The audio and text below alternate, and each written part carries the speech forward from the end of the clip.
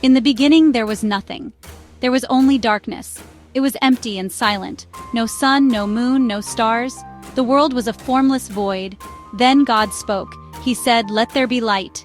And suddenly light blazed forth. It pierced the darkness and filled the emptiness. The light was good.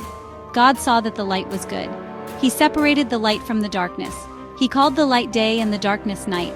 The first day of creation was complete. God had brought light into the world, a symbol of hope and the beginning of all things. On the second day, God turned his attention to the formless void above. He said, "Let there be a vault between the waters to separate water from water." And it was so. A vast expanse formed, separating the waters below from the waters above. This expanse, a majestic canopy, God called sky. The sky stretched above the earth, a breathtaking dome of blue. It marked a separation, a boundary between the heavens and the earth below. And the second day of creation came to an end. The world, once a chaotic void, was now taking shape under the hand of its creator. On the third day, God said, "Let the water under the sky be gathered to one place, and let dry ground appear." And it was so. The waters obeyed, gathering into vast oceans and seas. Dry land emerged, forming continents and islands. God called the dry ground land and the gathered waters seas. But God's work wasn't done. He looked at the bare land and said, "Let the land produce vegetation, seed-bearing plants and trees on the land that bear fruit with seed in it, according to their various kinds." And so it was. The land burst forth with life. Plants of all shapes and sizes sprouted from the ground. Trees reached for the sky, their branches heavy with fruit. The world was no longer barren but teeming with vibrant life. Section 4. Let there be lights. On the fourth day, God looked at the sky. He said, "Let there be lights in the vault of the sky to separate the day from the night, and let them serve as signs to mark sacred times and days and years." And it was so.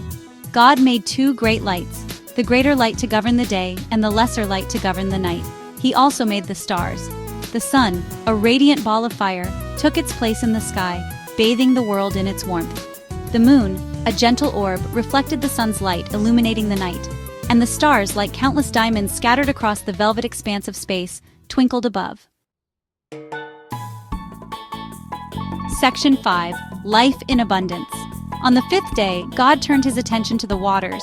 He said, "Let the water teem with living creatures, and let birds fly above the earth across the vault of the sky." And it was so. The waters came alive with fish of all shapes and sizes, from tiny minnows to massive whales. Birds with colorful plumage soared through the air, filling the skies with their songs. God saw that it was good. He blessed them, saying, "Be fruitful and increase in number and fill the water in the seas, and let birds increase on the earth."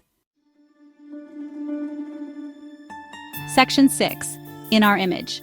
On the sixth day, God said, "Let the land produce living creatures according to their kinds, the livestock, the creatures that move along the ground, and the wild animals, each according to its kind." And it was so. The land came alive with animals. Cattle grazed in the fields, lions prowled the savannas, and insects buzzed through the air. Then God said, "Let us make mankind in our image, in our likeness, so that they may rule over the fish in the sea and the birds in the sky, over the livestock and all the wild animals, and over all the creatures that move along the ground." So God created mankind in his own image. In the image of God he created them. Male and female he created them. God blessed them and said to them, "Be fruitful and increase in number. Fill the earth and subdue it. Rule over the fish in the sea and the birds in the sky, and over every living creature that moves on the ground." Section 7. A day of rest. And so, in 7 days, God created the heavens and the earth, the seas, and all that is in them. He created light and darkness, day and night, land and sea, plants and animals, and finally, mankind. On the seventh day, God rested from all his work. He looked at all that he had made, and he saw that it was very good. And God blessed the seventh day and made it holy, because on it he rested from all the work of creating that he had done.